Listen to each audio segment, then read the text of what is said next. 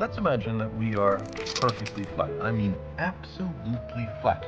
And that we live, appropriately enough, in Flatland. Land designed and named by Edwin Abbott, a Shakespearean scholar who lived in Victorian England. Everybody in Flatland is, of course, exceptionally flat. We have squares, circles, triangles, and we all scurry about, and we can go into our houses and do our flat business. Now, we have width and length, but no height at all. We know, us Flatlanders, about left-right, and we know about forward-back, but we have never heard of up-down.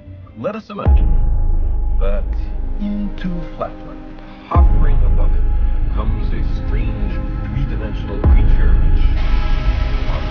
like an apple.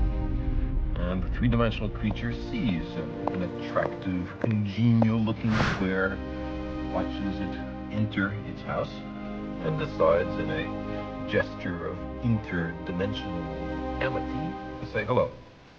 Hello, says the three-dimensional creature. How are you? I am a visitor from the third dimension. Well, the poor square looks around his closed house, sees no one there, and what's more, has witnessed a greeting coming from his insides, a voice from within. He surely is getting a little worried about his sanity. The three-dimensional creature is unhappy about being considered a psychological aberration, so he descends to actually enter Flatland. Now, a three-dimensional creature exists in Flatland only partially, only a plane, a cross-section can be seen. So, when the three-dimensional creature first reaches Flatland, it's only the points of contact which can be seen, and as the apple were to descend through, slither by Flatland, we would progressively see higher and higher slices. So the square, as time goes on, sees a set of objects mysteriously appear from nowhere and inside a closed room and change their shape dramatically. His only conclusion could be that he's gone bonkers. Well, the apple might be a little annoyed at this conclusion, and so, not such a friendly gesture from dimension to dimension, makes a contact with the square from below and sends our flat creature and spinning above Flatland. At first, the square has no idea what's happening. He's terribly confused. This is utterly outside his experience. But after a while, he comes to realize that he is seeing inside closed rooms in Flatland. He is looking inside his fellow flat creatures.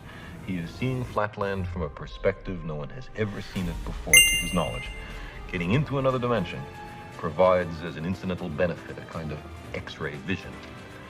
Now our flat creature slowly descends to the surface, and his friends rush up to see him. From their point of view, he has mysteriously appeared from nowhere. He hasn't walked from somewhere else. He's come from some other place. They say, for heaven's sake, what's happened to you? And the poor square has to say, well, I was in some other mystic dimension called up. And they will pat him on his side and comfort him, or else they'll ask, well, show us, where is that third dimension? Point to it. And the poor square will be unable to comply. But maybe more interesting is the other direction in dimensionality.